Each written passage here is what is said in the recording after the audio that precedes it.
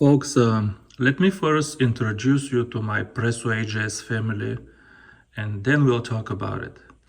The first guy on the left is the 5'10" extra ultralight with the 2020 Presso reel with the orange polyester line. For the life of me, I have fished this line so many years, I still can't remember the name of it. The second guy is exactly the same rod and exactly the same reel. That's right, I got two identical copies. The only difference is the line. This is the ES2 polyester line. The third one is the medium light. This is a 6'1" medium light. So you get 3 extra inches here. This is the 5'10" extra ultralight. This is 6'1" medium light, if you can imagine that. And the reel is the most beautiful reel humanity has ever seen.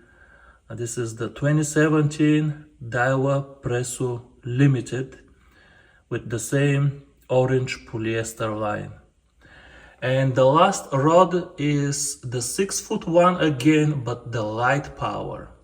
So this one is medium light and this one is the light power. And I put a Legalis reel here. I'm not gonna fish this rod with this reel, but I've been lifting 4-ounce weights with all of these rods here, and I needed some kind of reel so I can have a line so I can lift the weight to compare with my other ultralights. I've been doing tests all morning here, and I'm ready to share some results with you. But first, I have to share some specs with you, because there is no other way to impress you as much as I want to impress you. The outer diameter of these two blanks here, of the extra ultralights, at the base, the outer diameter is 5.9 millimeters. The outer diameter of the medium light, folks, is 6.4 millimeters. And the outer diameter on the light power, the fourth guy, the thickest base of them all, is 6.9 millimeters. Okay, so these 4 rods go 5.9, 6.4, 6.9. This is why I put them in this order actually. Now over here we have some other amazing rods against which this morning I was comparing the power and the actions of the Presso AGS family. This guy on the left here is the world famous Abu Garcia Eradicator. This is 6'7" Yamaha Blanks TZ Nano, and this is the most classical ultralight rod in the world. This is the St. Croix Legend Elite Panfish. Now, I wrote some numbers here so I don't forget them, but let me first remind you that the thickest base of my Presso AGS family was 6.9 millimeter. So here are the bases in millimeters of these 3 rods. This one, the Abu Garcia, is 7.2. The next is actually the St. Croix with 8.2. And the thickest of them all is the Yamaha Blanks with 9.4. Now, do you begin to understand the different levels of finesse on which these rods are built? Until I got my Presso AGS rods, my most finessey rod was the Eradicator, and that was the rod that I loved the most. Maybe I still love the most, but I'm talking about levels of finesse, and that these rods over here are on just a different level of finesse. Okay, so what I'm gonna do now is I'm gonna tell you what, in my opinion, is the true power and the true action of these rods. After all of the testing that I did this morning and comparison against my other ultralights and super ultralights that I just showed you. And then at the end of the video, I'm gonna tell you why I think these rods are so amazing and I'm gonna tell you what, in my opinion, the perfect application for each of these models is. What I'm gonna use for base is the power of the St. Croix Legend Elite Panfish. I've said many times that, in my opinion, this is kind of the most classic ultralight rod there is. So I'm going to compare the power of the other models. If we assume that the power of this blank here of the St. Croix is 100%. Okay, here we go. So interestingly, of these four models, the model with the heaviest power is not the medium light, but the light power. And that's kind of not too surprising because it has the thickest base, 6.9 millimeters versus 6.4 millimeters. But if we assume, like I said, that the St. Croix has a power of 100%, the power of this blank here, of the light power Presso AGS, is still a little bit short of the power of St. Croix. So I would say, I mean, these are ballpark numbers, very human measurements, not by instruments, but I would say the power of this guy is like 95% of the power of the St. Croix. It's getting close, but you load them with 4 ounces each and you will see this one is giving up a little bit earlier. The next one in power, of course, has to be the medium light, but I find it extremely funny, just absolutely comical, that Daiwa decided to give this rod a power action of medium light. I told you, even the light power is not as strong as an ultralight, as a normal ultralight. But to give this rod a medium light power is just nothing but comical, because this rod, in my opinion, is about 92% or something like this. Again, human measurements, bear with me. About 92%, I would say, from the power of the St. Croix rod. The medium light is definitely softer than the light power rod. Again, load them with 4 ounces and you will see this one is giving up even earlier. And then we have the 2 extra ultralights. They are, of course, not even close to a true ultralight rod. I don't know, I'm gonna give them a number of like 80% of the power of the St. Croix Legend Elite Panfish. But notice that if you go to the website, there is one more model that would sit right here. I didn't buy this model, I'm gonna tell you why later, but I have extra ultralight, and then it jumped to light. But Daiwa does have ultralight model that is the same length as this, it's 5'10", but the base is a little bit thicker. It even weighs the same as these rods, but just the base is a little bit thicker, which makes it just a little bit stiffer.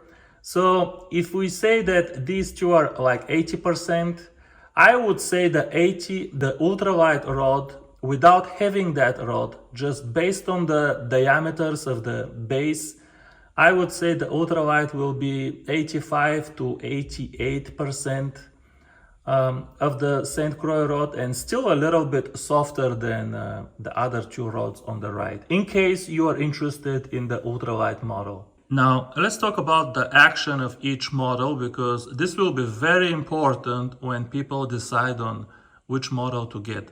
Now, the 2 extra ultralight models on the left, I already reviewed them and I said in the video that they have very slow, very parabolic actions. Some of the most parabolic rods that I have. And that's because they have super thin base. Now, the ultralight that I'm missing here the tips are almost the same, 1.2 millimeter versus 1.3 millimeter, almost the same tip, but the base, the diameter of the base was increased substantially. Okay, not substantially, but okay, it was increased from 5.9 to 6.4 millimeter, which gave it the extra power, but also made the rod with faster action, because the tip is almost the same as here, but the base is now a little bit stiffer than this base. And this is what makes a rod with fast action. The tip, relatively speaking, is softer than the rest of the rod. Note that the tip is still stiffer than this rod, because this rod has 1.2 millimeter. And this one, the ultralight that you are imagining right now, has 1.3 millimeter tip. But relatively speaking, it is softer than the base. So this rod here is, I tell you, even though I don't have it, is fast action. How fast, I'll tell you later, but is fast action, regular fast action. The next rod, the medium light, this rod is something special, folks. This rod, 6'1", the base is 6.4 millimeters, the same as the ultralight that you are imagining. Keep imagining, folks, but the tip is now even thicker. And let me tell you, folks, of all the rods that I own, this is the slowest, most parabolic action that I have. This rod has no tip to speak of. By the time you load the rod, I mean, it's bending all the way up to here. And the last model, the Light Power, has the thickest base, 6.9 millimeter, and the tip is still only 1.2 millimeter. So the tip is very thin, and it has the thickest base, and you guessed it, it has the fastest action of all of them. But how fast? Let's compare with the most classic ultralight rod in the world, the St. Croix Legend Elite Panfish. This rod has fast action. When I compare these two rods today, the action of the Light Power, which is fast action, it is still not as fast as the St. Croix Legend Elite Panfish. And with respect to recovery now, none of these models really wobble, but if you hate wobble, if you want a really sharp tip, of course, go with the fast action rods. The sharpest tip with absolutely zero wobble is the Light Power.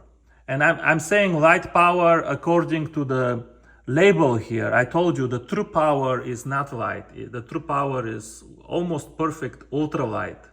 But this one, pretty wide base, absolutely zero wobble. The ultralight that you are still imagining right here will be the second in terms of very fast recovery.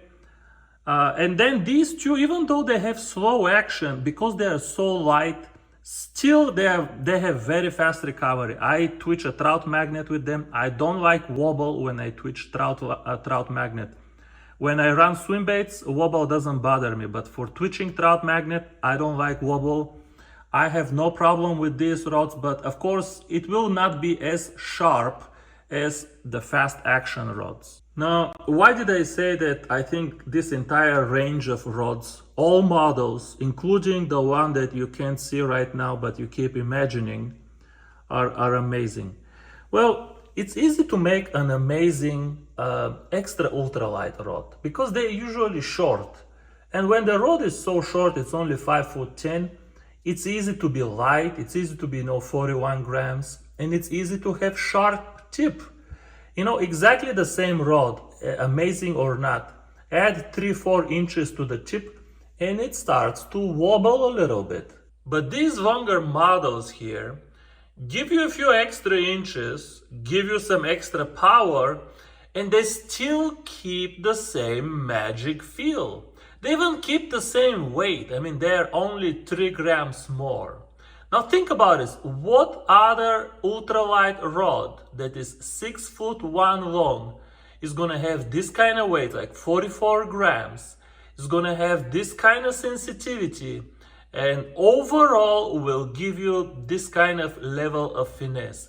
The only rod that can compare to this range of rods here in level of finesse and magic, there is actually one rod that can compare to those, and that is the Eradicator. The Eradicator, my friends, it's getting old, but still an absolutely phenomenal rod. This rod is even longer than these two models at 6'1", but the eradicator is 6'7". It still got all of the magic feel. It still has all of the magic feel. Just as sensitive as this, just as magic as this. This rod is the only serious competition from what I have tried in my hands to this range of rods here. Okay, let's talk about perfect application, and I'm closing the video because it's getting really old. For me, I told you the perfect trout magnet twitching rods are these extra ultralights here. But that's for me, not for everybody. I don't mind extra ultralight power, and these rods are very parabolic. Parabolic is not for everybody. Some people don't like it. I actually think most people, well, not even close, by far, maybe 80 or 90% of the people will prefer, if everything else is the same, the feel of a fast action rod over a parabolic rod. If you want just a little bit more power and a little bit faster action, but still to twitch a trout magnet, go with the invisible but imaginable ultralight model. You get a little bit more power, a little bit sharper tip, a little bit faster action. And then whatever I said, the difference between them, if you want even a little bit more power and even a little bit faster action, get the light power model. Still amazing for twitching a trout magnet. Still, the true power, remember, is just a normal ultralight rod. One rod that you cannot use for trout magnet, I'm serious about this, you cannot use this rod for trout magnet, is the medium light. This thing, I told you, has no tip. And it's a little bit long, it starts to get a little bit uncontrolled in the middle, a little bit muddy. I don't know what word to use, so I don't say something negative about the rod, which I actually love the most out of the entire range. But if you try to twitch with this rod, the tip is a little bit heavier. The middle of the rod is a little bit fuzzier. You are not gonna like it. The only good application for this rod is 2-inch Kitek or spoons.